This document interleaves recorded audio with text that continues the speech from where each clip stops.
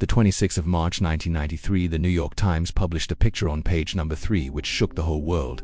The headline was "The Vulture and the Little Girl." This picture was of Sudan, where hunger and famine had taken the lives of millions of people. The picture was of a little girl who had become so weak from hunger that her body had turned into a skeleton. The bones were clearly visible, and she did not have enough strength to crawl to the UN feeding center a few meters away. She gets tired and sits there on her knees. Her breathing was slowing down as if life was slipping out of her hands. Then a vulture comes flying and sits right behind that innocent girl. His merciless eyes were staring at the girl as if he was waiting to kill her so that he could eat her small and weak body and quench his hunger. Looking at this horrific scene, the heart of the South African photographer Kevin Carter is shaken. He is stunned for a moment. He realizes that this is not just a picture, but a story of the people of Sudan who suffer from hunger and helplessness, which has to be conveyed to the whole world. It is said that a picture is worth 1,000 words. When Kevin captured that moment in his camera, and when this picture came to the world, people were stunned to see the situation of Sudan. This viral picture not only attracted the attention of the world towards the hunger of Sudan, but it also brought a storm in the life of Kevin Carter. On the one hand, where he gets the world's largest photography award, Pulitzer Prize, for it. On the other hand, this picture becomes the reason for his death. In 1993, photojournalist Kevin Carter took a photograph that would shock the world. People were crying after seeing this picture. Kevin Carter was born in Johannesburg, South Africa in 1960 after his studies. He first joined the Army of South Africa, but he did not like the combat duty of the army at all. So he left the army and joined the Air Force at that time. The color discrimination in South Africa was at its peak, and people of white color kept oppressing people of black color. Despite being white, Kevin Carter himself was against the torture of people of black color. But this color discrimination was such a bitter truth of South Africa that it was seen somewhere, every day. Kevin Carter also saw this discrimination during his Air Force job. One day Carter saw that some white servicemen were humiliating a black masked waiter together. When Carter tried to stop him from doing this, his colleagues beat him badly. This incident shook Carter to the inside. He was so sad that he decided to leave the Air Force, but due to no better opportunity, he stayed there for 4 years. But the incident of Church Street bombing in 1983 changed his life. On May 20, 1983, a terrible bomb explosion took place outside the Air Force headquarters, located in Pretoria, South Africa, which killed 19 people and injured more than 200 people. Carter was in Pretoria at that time, and he saw this incident happening in front of his eyes. The scene after the explosion was very scary. Bloodstains were scattered on the roads. The screams of the injured people were echoing, and there was destruction everywhere. This painful scene had a deep impact on Carter's mind. This is how he thought of becoming a photojournalist. Carter thought that he could show the world the truth through the camera, which is often unseen. After this, he left the army and stepped into the world of photojournalism and joined a photojournalist group called Bang Bang Club. This group was working to capture the incident related to color discrimination and to bring color discrimination in South Africa to the world. Carter began to capture the painful conditions of South Africa in his camera lens. He covered hundreds of incidents of violence and brutality, including beatings, stabbings, and gunshots. During this time, oil-filled tires were hung around the necks of black people and set on fire, causing their bodies to burn badly. At the time when color discrimination was at its peak in South Africa, another African country, Sudan, was going through a terrible civil war. The Sudanese People's Liberation Army (SPLA) was at war to overthrow the government. This struggle dragged on so long that the hunger crisis in the country took on a destructive form due to the lack of food. The people of Sudan began to suffer from hunger. The situation got so bad that in the next 2 years, 2.5 million people died of hunger and diseases, while 10 million people left the country in helplessness. Despite such bad conditions, the government and SPLA here refused to take any external help, due to which more people had to lose their lives. In the end, the UN intervened to handle the situation, and in April 1989, Operation Lifeline Sudan, IEOLS, had to start so that Sudanese people could be given food and essential goods. But this relief did not last long. The SPLA began targeting UN workers and photojournalists. In September 1992, the SPLA killed 3 UN workers and a photojournalist, which also caused problems in delivering relief funds to the OL's people here, and the operation was stopped for a while due to this. The situation in Sudan was almost stopped in front of the world, and the civil war got worse therein. 1993. The UN continued Operation Lifeline Sudan here again, and also decided to send some photojournalists to Sudan to bring the critical situation and ground reality of Sudan to the world. One of them was named Joe Silva, who also offered his friend Kevin Carter to join this mission. Kevin immediately agreed because it was a big opportunity for his freelance career. The UN arranged for him to go to Sudan. Kevin and Silva took a flight to Sudan, but they had to stay in Nairobi for a few days due to the war situation in Sudan. A few days later, when the Sudanese government called out the people, Kevin Carter and Joe Silva reached South Sudan to complete their assigned work. Both came together, but they had to travel to different locations. A few days later, the rebel groups allowed the UN to send food aid to the Iadia region, after which Kevin Carter and Joe Silva also reached there.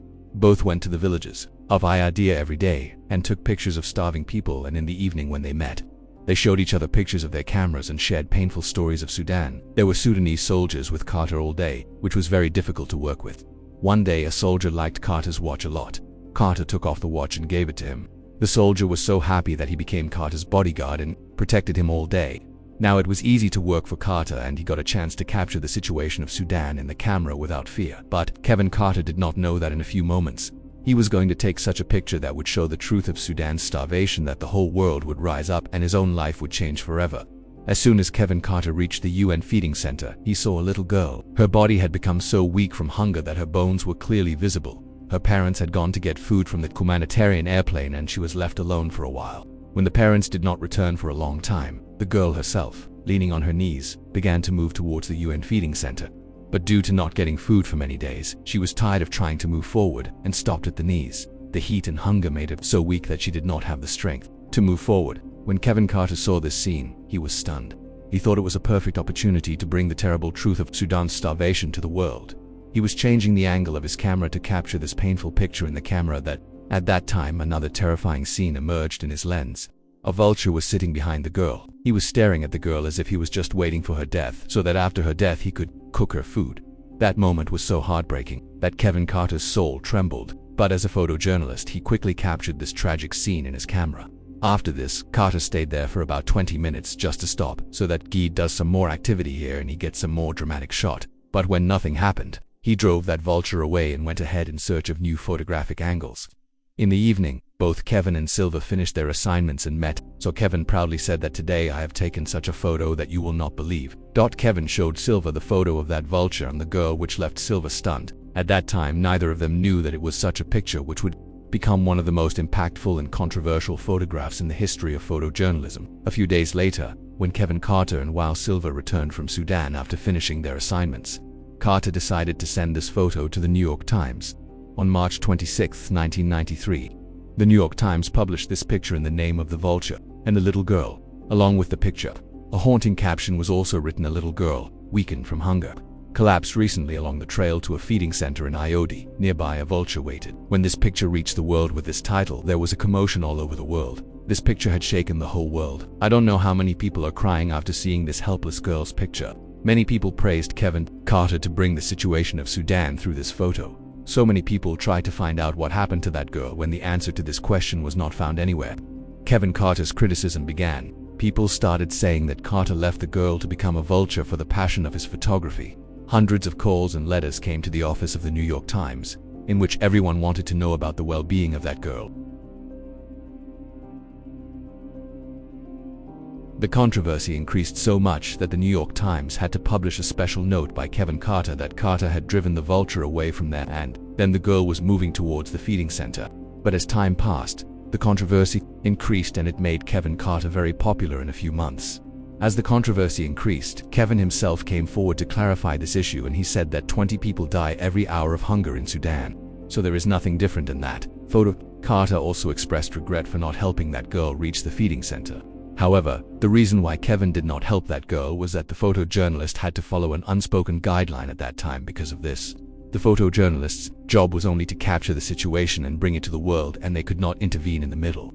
The reason behind this policy was that if photojournalists started interfering in every situation, their neutrality would end and they would compromise with their journalistic ethics. Even Kevin did not think it was right to intervene for this reason, even after expressing Kevin's regrets and clarifying when the controversy was not stopping. A newspaper called El Mundo published a report on this picture. He examined the photo in high resolution and found that there was a plastic bracelet of the UN feeding center in the right hand of the girl on which T3 was written in the form of a code. This meant that the girl was a victim of severe malnutrition, and she was registered in the UN center. In fact, at that time, the UN used T and S letter codes to track the state of the children, in which T means severe malnutrition and S means needs supplementary feeding. It was quite possible that the girl would have reached the safe feeding center, but despite this, the criticism was not stopping. This photo and its controversy made Kevin Carter a popular photographer of the world night and night. the world's big newspapers began to print his picture. In April 1994, he was awarded the Pulitzer Prize, the largest award in the field of journalism. While awarding him, the situation of Sudan was highly appreciated to bring it to the world. But even after winning such a big prize, there was a lot of turmoil in his mind. A journalist did the job of increasing the turmoil in Kevin Carter's mind. Kevin Carter gave an interview about this whole controversy in which such sharp questions were asked to him, which shook his mind to the inside. In that interview, a journalist asks what happened to that girl in the end. On this, Kevin says that he does not know anything about it because he returned home after this photography. After this, the journalist asks another question, that how many geese were there. On this, Kevin says that there was a geese there. But the journalist says to him that no, there were not one but two geese. One was staring at the girl with hungry eyes and the other was standing with the camera. These words kept echoing in Kevin Carter's heart and mind. He started breaking from the inside. On the one hand, he was sorry that he could not help that girl, and on the other hand, there was that award on which whenever he saw it, he used to run to cut it instead of giving happiness. That picture became such a sin for him that he could never get out of it. He went into deep depression. Pictures of hungry children, injured people and violence against innocent people did not let him sleep at night. Finally, on July 27, 1994, Kevin Carter could not bear this pain and he decided to embrace death, to end his life. He chose a place where his childhood memories were. This place was near a blue gum tree in the Field and Study Center of Johannesburg, where Carter spent his childhood days laughing. He parked his red Nissan pickup truck there, then used silver gaffer tape to connect a garden hose to the exhaust pipe and put it inside the truck window. He sat in the car and turned on the engine. After that, Kevin Carter turned on the music in his Walkman and made his knapsack a pillow on the back seat of the truck and lay down with his eyes closed. In a short while, carbon monoxide filled the entire truck and Kevin Carter died at the age of 33. Kevin ended his life about 4 months after winning the Pulitzer Prize. As soon as the news of the suicide of the award-winning photojournalist came out, the whole world was surprised. Before killing himself, Kevin also left a note in which he wrote, "I am really sorry. Now the pain of my life has reached such an extent that there is no reason for happiness in my life. I am broken. I am killed all around me all the time. Scattered corpses, scary pictures of anger and pain keep bothering me. Pictures of starving people keep coming in front of my eyes. Oh, I am ending my life and going to join my friend Ken." Ken was Kevin's photographer friend who died a few days ago. Even after Kevin's death, people were still curious to know about this girl in the photo and they kept trying to find her.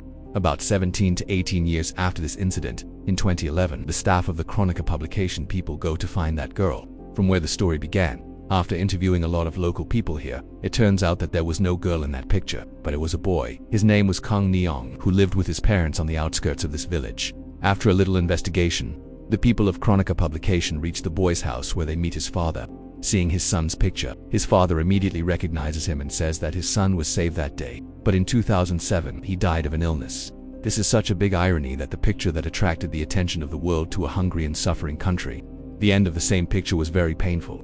This story does not only teach that a picture is equal to 1,000 words, but also reminds us that it is as difficult as it seems to pull pictures of a starving humanity.